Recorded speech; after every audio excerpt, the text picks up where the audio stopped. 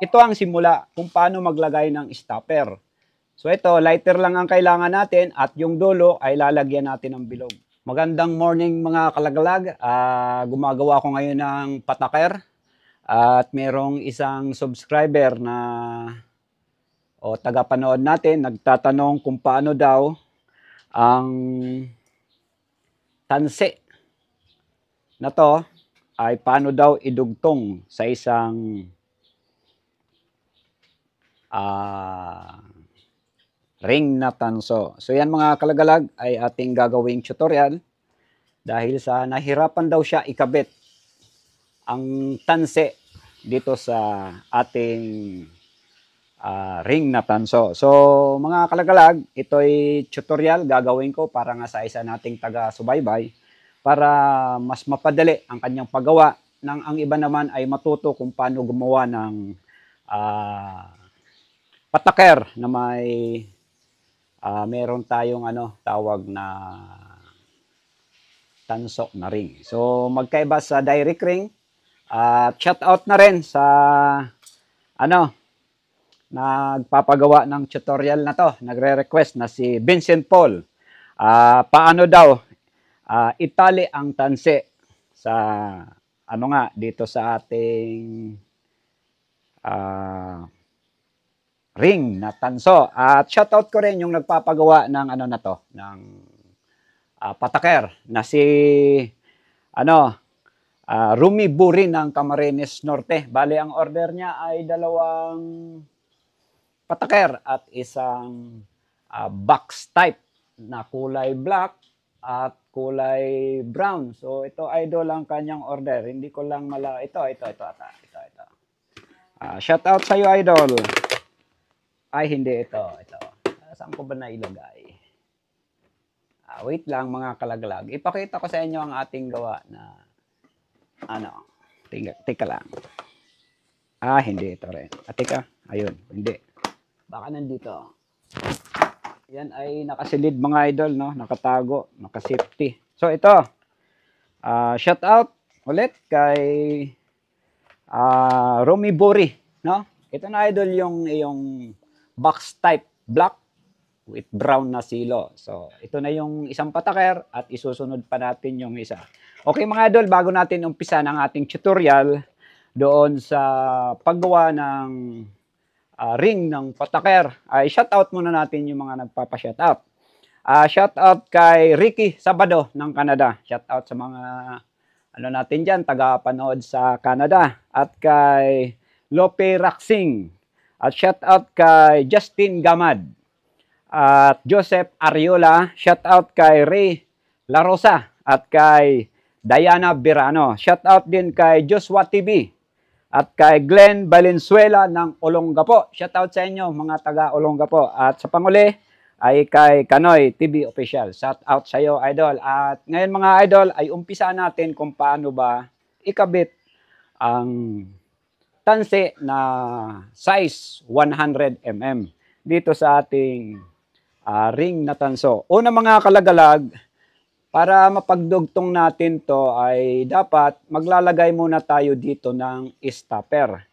Kung maglalagay tayo ng stopper mga idol, titingnan muna natin yung tansi kung tuwid dito o tuwid dito. Pag nakita natin na dito tuwid, mas okay. At kung nakita naman natin dito medyo baloktot, doon tayo sa tuwid. So ngayon, ang nakikita kong tuwid ay ito.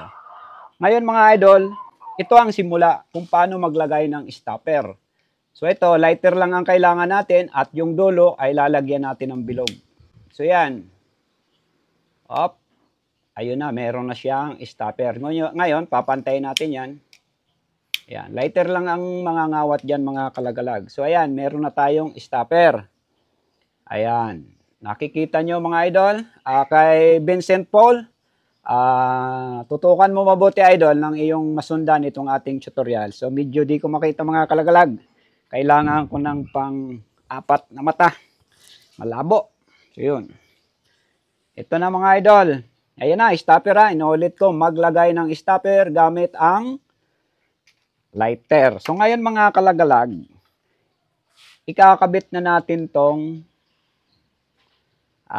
ring na tanso para ito ay magawa natin. So yan mga idol ha. Ayan, ngayon ipapasok natin dito. Pagpasok diyan, ayan, sundan yung mga kalagalag. So yan, pag naipasok natin diyan, ngayon itong stopper na yan, medyo palakihin natin, yan, para makabuelo yung kamay natin, malaki. So yan, nakapasok na siya. Ngayon ito, kukunin nyo to dito sa ilalim, pupunta dito, ibabalik nyo dyan, dito yan. Ayan. Medyo madumi yung mga kuko kalagalag kasi sa paggawa ng CI, halos ito, yung nangingitim na yan, sa na yung kuko natin. So yan, iano natin yan, higpitan natin. Ayan. Parang itinali lang natin siya, pero dapat ito, nasa ilalim yan mga idol, ayan. Ayan, hihigpitan natin.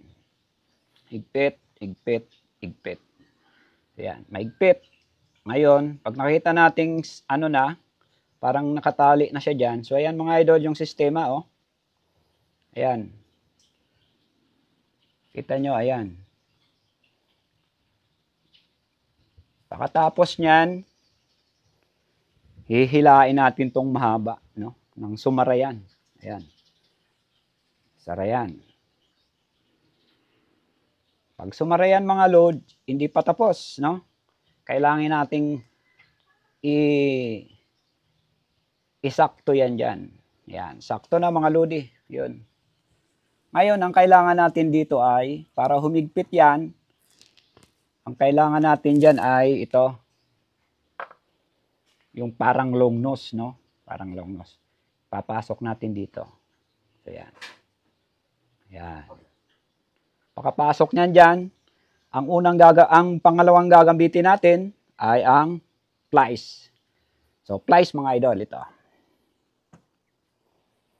Wait lang. Ngayon, pantayin natin, no? Dapat pantay yung silo, ganun, pantay. Pagkapantay natin, tika lang.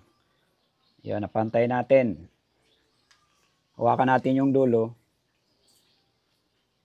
Yan. Mga lodi. Kita nyo? Ayan. Para humigpit to, hanap tayo ng mapagsasampaan ng long nose na to. So, dito sa may tricycle ko lang natin isasampa. So, ito mga kalagalag, tingnan nyo. Ayan. Ayan.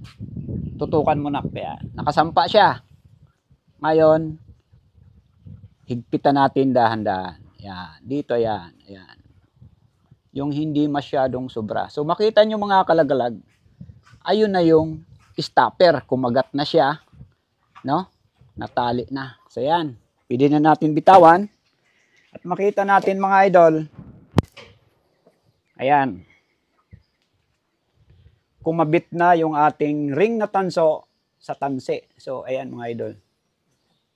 Ayan, ayan. Kita nyo na. Ayan. Ngayon, kunting hinang na lang yan. Pag ganun-ganun na lang. O, ayan. O. Susuot natin. Ayan. Meron na tayong ring. Mga kalagalag. So, napakadali mga kalagalag. Ito ay, para sa akin, madali. Pero sa mga hindi pa sanay sa paggawa nito, ay medyo mahirap. Pero susundan nyo lang yung aking ganawa para mas makuha isa pa. Gagawa pa tayo ng isa. So, ito, mapapabilang na siya dyan. Dagdag na siya ng ating ring. Ulitin natin mga idol, step by step. Pangalawa, para makuha talaga ng mga nagre-request at mga taga-panood. So, ito, tansi, 100 mm. Ngayon, lighter, lagyan ng stopper. So, yun. Stopper na yan mga idol. Ayan. Ngayon, hintayin natin tumigas konti yan. Ito na yung ating ring. Okay? Ito mga idol, dahan-dahanin ko to para makuha niya. Pasok. Tapos, sa ibabaw. No? Ibabaw. Ipailalim natin. Pakailalim. Pasok naman natin sa ibabaw. Tapos, papasok natin naman sa ilalim. Ayan. Parang itinali lang natin. Pinaikutan natin to. No? So, yan. Anuin natin. Ayan. Palaki natin to para yung kamay natin. Yan, higpitan natin dito. Mas magandang gumawa kayo nito mga kalagalag na nakagwantes kayo kasi madulas to eh. Ilalo ang aking kamay ay pinapawisan madulas. So yan, kita nyo na mga idol, parang tinali lang oh. Higpitan natin. Ayan. Ayan. Ngayon, ayan na siya mga idol, naitali na no. Ayan, hilahin natin to para sumara. Ayan, pakasara. Ayan, i-fix natin ng ganyan. Doon na tayo kukuha ng tools. Itong long nose na to na kasyang pumasok dito sa ring natin.